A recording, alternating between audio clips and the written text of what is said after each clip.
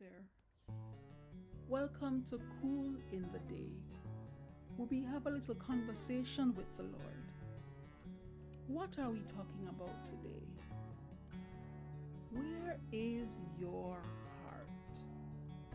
That's a very simple yet profound question. There's a scripture that speaks about the heart in relation to a treasure. And I want to take a look at that word treasure. What exactly is a treasure? For some persons, treasures might bring to mind a chest full of goodies. So it might be precious metals like gold and silver. It might be gems like your diamonds, your emeralds, your rubies. It might be other objects that are considered to have some sort of value. So maybe rare paintings, maybe pottery, maybe some items or articles of clothing, maybe even some type of vintage furniture. But all of these things are considered to be treasures, I guess, depending on who is looking at it. Another way that we can look at treasure is something that you keep carefully, something that is considered valuable, something that you hold dear. Some synonyms that we have for treasure are words like store, hoard. When you think of hoard, you think of a lot of things that you're stockpiling. Stash, you put it aside out of harm's way, out of everybody's way. Accumulate, you're getting more and more of it. Preserve, you're making sure that nothing happens to it. Stack, piling it up. Gather, keep, and there are so many more synonyms that we can come up with for the word treasure. And if we think about it, we want to think about some of the things that match the description that we have here. What are some of the things that you hold valuable, that you hold near and dear, things that you have been accumulating? Now let us see what the scripture has to say about treasure.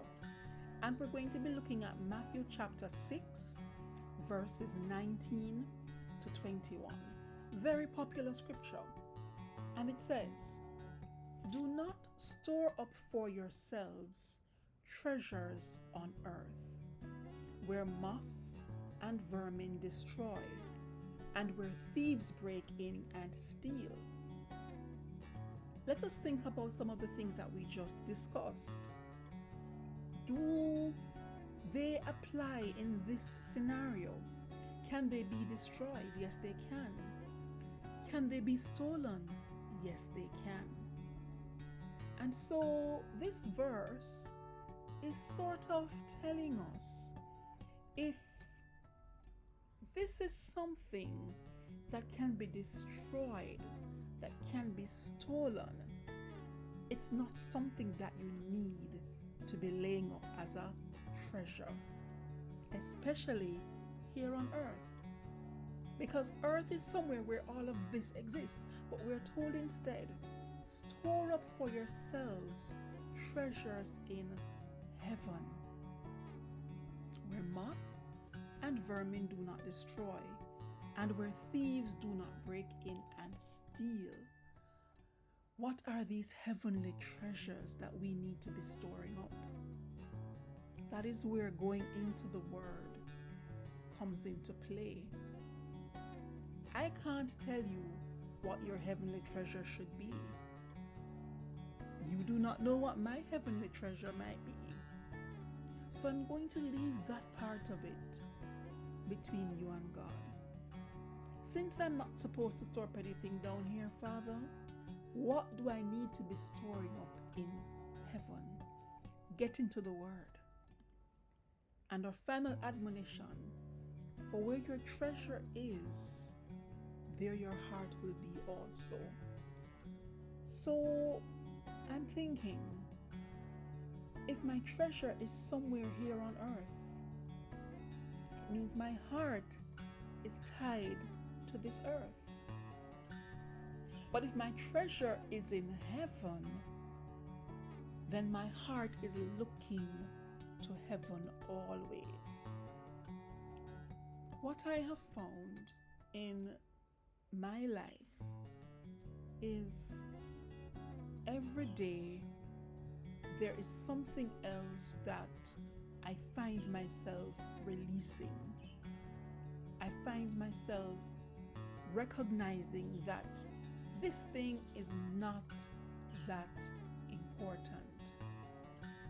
I find myself realizing that this thing can go. And so my garden that I love dearly, one hurricane can take down all my trees, wipe out all my crops.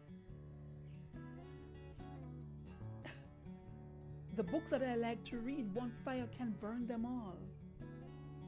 But my treasure is not here on earth. So again I ask, where is your heart? Because wherever your heart is, that's where your treasure is. Have a good one.